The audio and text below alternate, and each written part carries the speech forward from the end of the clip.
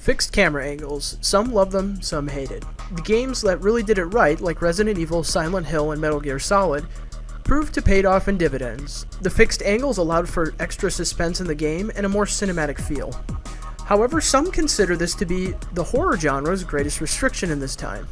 And some find fixed camera angles to hinder gameplay. So why were they chosen? The main reason these games chose to use fixed camera angles was due to resources and performance constraints. Hi everybody, I'm James from Zygal Studios, and today we're going to talk about fixed camera angles in video games. No way, dude! I'm having a most radically bodacious experience with this Zygal Game Gear! Remember how... The 90s brought on an onslaught of demand for video games. Kids and adults around the globe just wanted to get their hands on a good old video game and play for hours on end. 3D graphics started to trickle into the video game market, and people were amazed. The N64 and the PlayStation 1 had revolutionary and at-cost 3D hardware that was available in a console that costed a fairly reasonable price. However, since consumers don't have an unlimited budget to choose from, this means that the 3D hardware needed to be built at cost. So this means that there's performance constraints that programmers and game developers need to understand in order to develop their games. The Nintendo 64 and the PlayStation 1 put out some great examples and some legendary games, but there were its limitations on both platforms. And for some types of games, developers chose to go with fixed camera angles, one to build cinematic suspense, but mainly due to performance resources. So how can fixed camera angles actually help you in terms of resource management and performance in video games? Let's consider a free roaming camera example. A player exists in a world in a 3D space, so we have to have some type of space to represent it mathematically. Let's stick with a Cartesian coordinate plane. On the X, Y, and Z axis, the player exists at some point here. The model also exists as the bounds of the player to operate in. In a free-flowing camera system, as the player moves, the direction of the player, the speed of the player, and also the coordinates shift accordingly based on player control. This means that every time the player moves, the perspective shifts and new draw calls are issued to the background and also the player's object. As the player moves, linear algebra and 3D differential calculus is generally used to determine attributes about the player. While most of these models can be greatly simplified in game development, sometimes there's no way around doing the complex math. And in this case, that costs a lot of clock cycles and effectively will slow down your draw calls. It especially becomes expensive when the camera starts rotating. When the camera rotates to a perspective that hasn't been drawn yet, a large frame drop could potentially occur due to all the new things being drawn on screen. So now you see why cameras that aren't locked to a specific axis or perspective can potentially be extremely expensive, especially on the at-cost 3D hardware that the PS1 and the N64 had.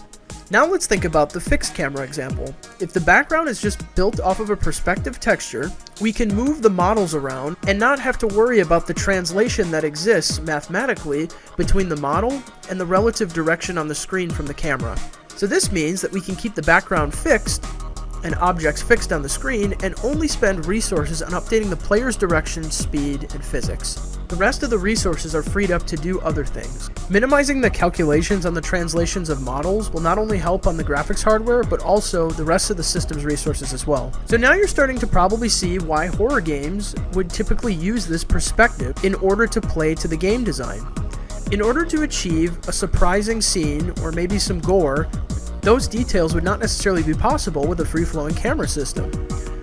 So while they focus less on how to translate the models in 3D space in real time with a floating camera, they spent more time making the scenes more suspenseful and scary by fixing the camera points. This not only made it seem more like a movie, but it allowed them to use more detail in the 3D models themselves and focused less on the background. It especially was great on the PlayStation 1. With the compact disc format, you could add a ton of assets in terms of textures and video content, but the main constraint you had was the real-time drawing of the 3D objects. So, playing to that, they offered a ton of content and a ton of detail on the stuff that actually mattered to the game itself, rather than figuring out a floating 3D camera system and worrying about those resources. However, let's not look down on some of the caveats that come with a fixed camera system. First off, it seems less realistic, and I know that seems silly in a cinematic experience in terms of a game, but it just has to get out of the way. It's much less realistic, it doesn't look as nice, and it isn't as wowing as a full 3D world. The second thing is controller hindrance. The controls for fixed camera systems can typically be difficult, as depth of field can only go so far, especially when you're moving around on screen. While the benefits are that maybe you don't have to move around in a 3D world and call all those translations on a draw call, you do have to figure out a way to effectively feel out how to interact between different objects and the environment itself. Stopping gameplay to make decisions can be a way around this, so offering maybe a menu system to make decisions. In terms of performing an action, like shooting, that's a whole nother story. There's absolutely no way around that. No matter what tank control scheme you have, it's not going to fix it. Trying to figure out how to aim in a fixed camera format can be very tricky and require a lot of practice. While you do have more resources at your disposal, it's not a free ride. There's always a trade-off. There's no question that fixed camera games have their place in the market, and especially in the 90s with the horror genre, played a huge part in video game evolution. And who knows, maybe in 20 years, there'll still be fixed camera video games. So the next time you pop in Resident Evil 2 and deal with your fixed camera angles, I hope you understand why these were used and what benefits and drawbacks that they have. This is James from Zygal Studios, signing off.